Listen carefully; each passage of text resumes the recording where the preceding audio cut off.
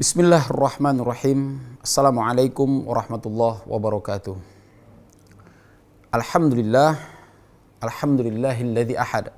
Allahus samad. Lam yalid wa lam yulad wa lam yakul lahu kufuwan ahad. Allahumma salli wa sallim ala nabiyyil karim al-mab'utsu rahmatan lil alamin. Sayyidina Muhammadin wa ala alihi wa ashabihi wa dzurriyyati ajma'in. Amma Ramadan jamaah,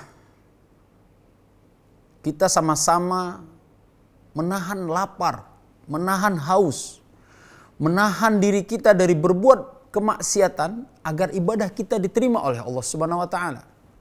Kita membiasakan diri kita melaksanakan kebaikan-kebaikan, ibadah-ibadah kepada Allah Subhanahu wa taala. Tentunya harapan kita ibadah kita tersebut diterima oleh Allah Subhanahu wa taala. Namun tentunya ada syarat yang harus kita jaga sehingga puasa maupun ibadah-ibadah kita di bulan Ramadan ini dapat diterima oleh Allah Subhanahu wa taala. Yang pertama jamaah, kita harus berlandaskan amal ibadah kita kepada keikhlasan kepada Allah Subhanahu wa taala. Di dalam surah Al-Bayyinah, Allah Subhanahu wa taala berfirman, "Wa ma umiru illa liya'budullah mukhlishina lahuddin."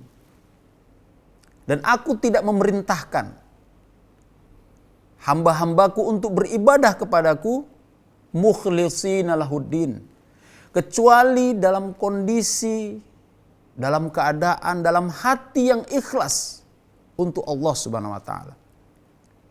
Syarat yang kedua, kita perlu melandaskan ibadah kita agar diterima oleh Allah Subhanahu wa taala dengan aturan yang telah Allah dan Rasul-Nya tetapkan. Rasulullah sallallahu alaihi wasallam bersabda, "Man 'amila amalan laisa minna la yuraddu." Maka barang siapa yang beramal suatu amalan yang tidak bersumber dari kami, kata Rasulullah, maka tidak akan diterima. Netizen pecinta kebaikan, kami teringat akan suatu riwayat yang mana dalam melaksanakan kebaikan perlu berlandaskan keikhlasan.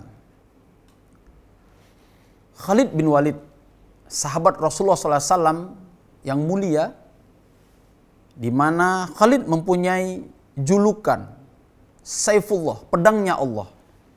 Khalid bin Walid adalah panglima perang yang tidak pernah kalah, bahkan ketika dirinya masih menjadi seorang kafir yang melawan agama Islam ketika perang Uhud.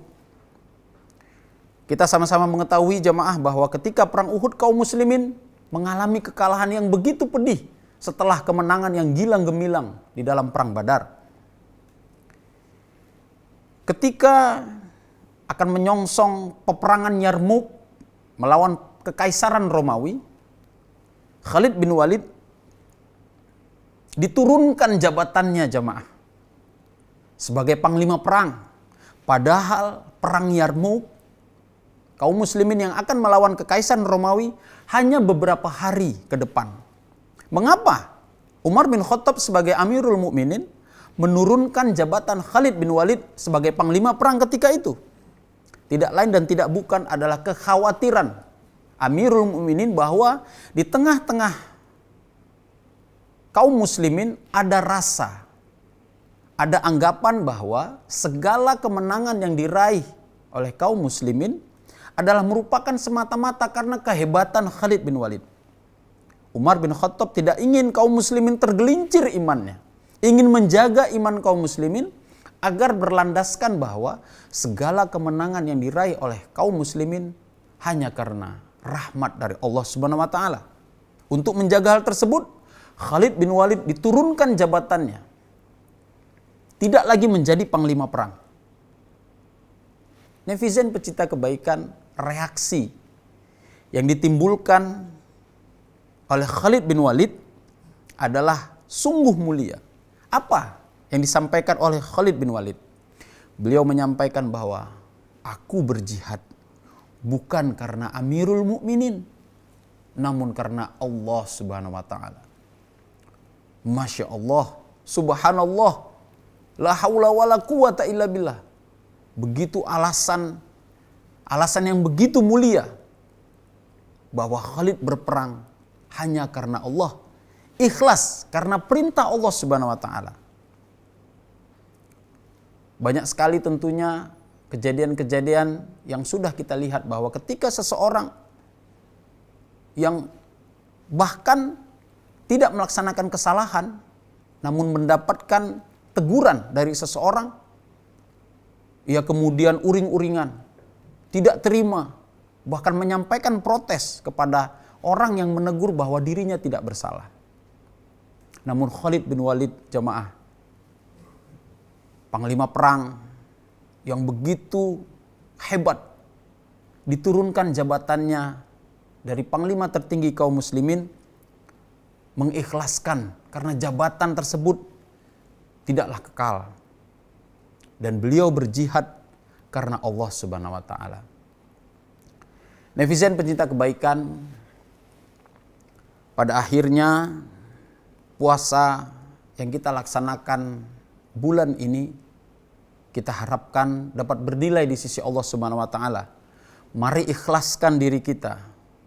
Mari biasakan diri kita untuk menjaga kebaikan-kebaikan, menjaga ibadah-ibadah di bulan Ramadan ini sesuai dengan ketentuan yang Allah tetapkan, yang Rasulullah sudah sampaikan, yang sudah kita pelajari dari guru-guru kita, dari ulama-ulama kita, sehingga puasa kita tahun ini dapat bernilai di sisi Allah Subhanahu wa taala dan menjadikan diri kita sebagai insan yang bertakwa. Lebih kurangnya kami memohon maaf. Usikum wa nafsi iya ya bittaqwallah. Wassalamualaikum warahmatullahi wabarakatuh.